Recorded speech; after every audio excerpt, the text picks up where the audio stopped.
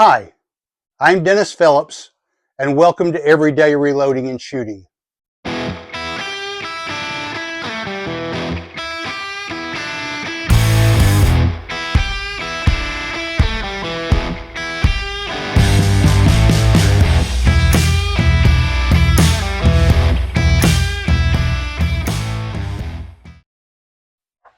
Right, welcome back. Once again, we're at the Georgia Gun Club. Today we're going to be testing two different powders, the Accurate 2460 and the Hodgdon's H335.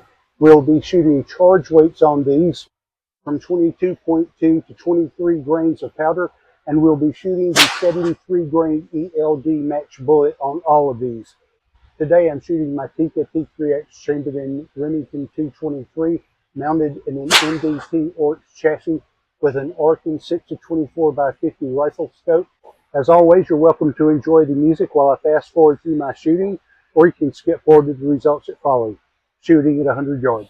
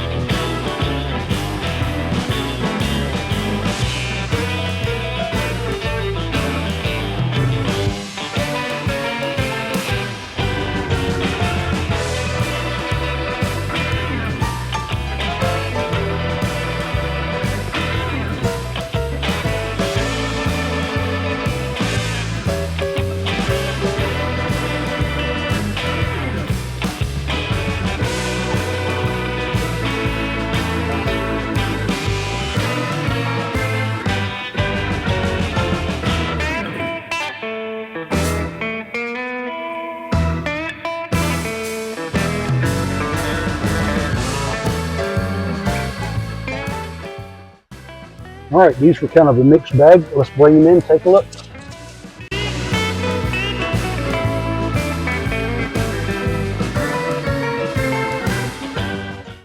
All right.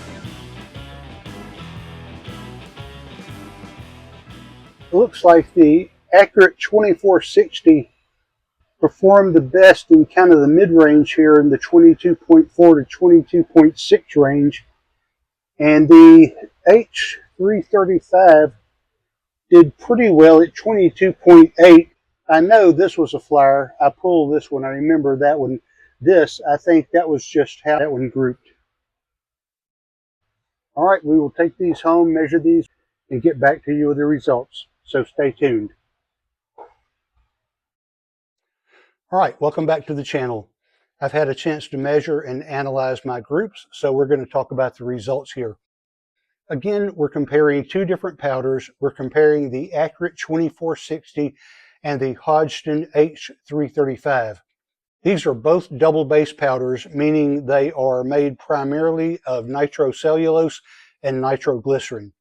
Because it's a double base powder, it tends to be more temperature sensitive than a single base powder would be. So if you're out and about out in the woods hunting in the wintertime, you may get a different result than you had when you tested this powder back in the summer.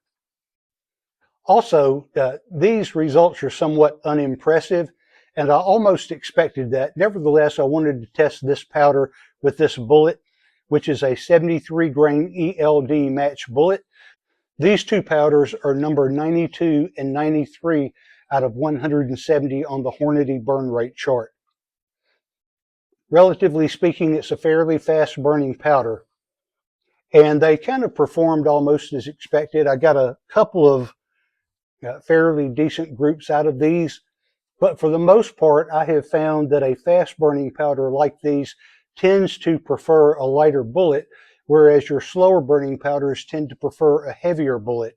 So I didn't have a high expectation on this when I went into it, but I did want to test to see what kind of performance we would get out of these two powders and bullet weight. So I am going to redo this test with the 53 grain VMAX bullet, and we'll see how these powders work with that. In any event, here we go. We'll go through these one by one. At 22.2 grains of powder, the Accurate 2460 had a group size of just 1 inch. Now, I didn't reset the chronograph after that group, and so the velocities for groups number 1 and 2 are combined. They are the same charge weight, although they are two different powders. And when you look at group 2, we've got a group size of 0.86 inches. The average velocity for these two powders, the 2460 and the 335, was 2599 and a half, and had a standard deviation of 27.8. When we move on to 22.4 grains of powder, we had our best group with the Accurate 2460 at that charge weight. We had a group size of 0.7 inches, so just under an inch, but not terribly impressive. These groups should be about half of that. But we had an average velocity of 2608 and a standard deviation of 27.6. According to the manual, the velocities on these should be around 2700, so we're a little bit shy of that with this group. Moving on to the H335, we had a group size of 1.03 with an average velocity of 2657 and a standard deviation of 32.3. The H335 powder did have a higher velocity than the Accurate 2460, and did in every single case here. These are traveling at 48.7 feet per second faster than the Accurate 2460.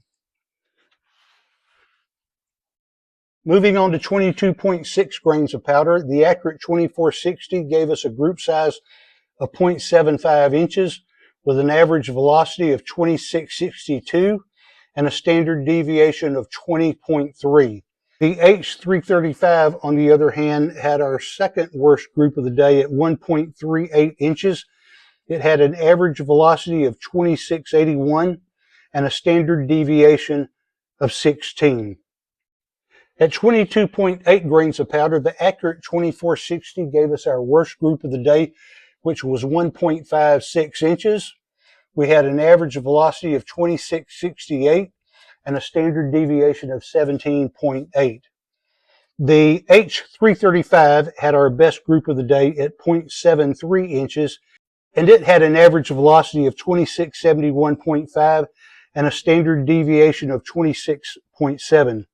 Now, I do notice here that when you look at groups 6 and groups 8 and compare those velocity going from 22.6 to 22.8 grains, we actually have a velocity node here where the velocity actually decreases. So at 22.6, we had a velocity of 2681. At 22.8, we've got a velocity of 2671. So it actually drops 10 feet per second here. So this would be a velocity node. So if you were going to develop this load with the H335, this would probably be an area where you want to look. And group 8 did have our best group with the H335 at 0.73.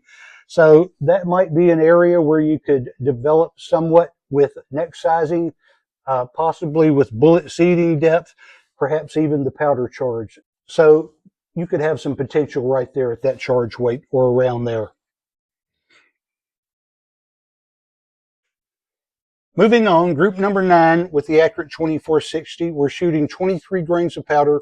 We have a group size of 1.23, an average velocity of 2673, and a standard deviation of 8.7. That was our best standard deviation of the day, but it was actually very poorly performing in terms of its grouping. According to the manual, these should have been traveling at 2,814 feet per second. We're way shy of that at 2673. With the H335, we've got a group size of 0.94. We have an average velocity of 2717 and a standard deviation of 22.3. In every case, these are a little bit faster than the accurate 2460 at the same charge weight. So at 22.4 grains, we're 48.7 feet per second faster. At 22.6, it's 19.6 feet per second faster. At 22.8, it's 3.2 feet per second faster. But at 23 grains, it's 43.8 feet per second faster. So my takeaway from this is I believe this powder is probably going to work better with a lighter bullet. So I'm going to do another test, and I've already got those rounds loaded, and I'll be comparing the accurate 2460 and the H335 using a 53 grain VMAX bullet, and we'll have charge weights here. Now, at the high end of the scale, the H335 powder only goes up to 25.4 grains, which according to the manual is 32 feet per second. There are heavier charge weights shown for the accurate 2460, which should get it up to 3,400 feet per second. But since we're using the same charge weight for both, we're going in 0.2 of grain increments. We're going from 24.6, 24.8, 25, 25.2, and 25.4. And we'll be shooting both of those with the 53 grain VMAX bullet. All right, so stay tuned. There will be more to come. If you have any ideas, thoughts, questions, or suggestions, please leave those in the comments below. I try to interact with everybody that comments. I hope you will also like, share, and subscribe. And as always, thanks for watching.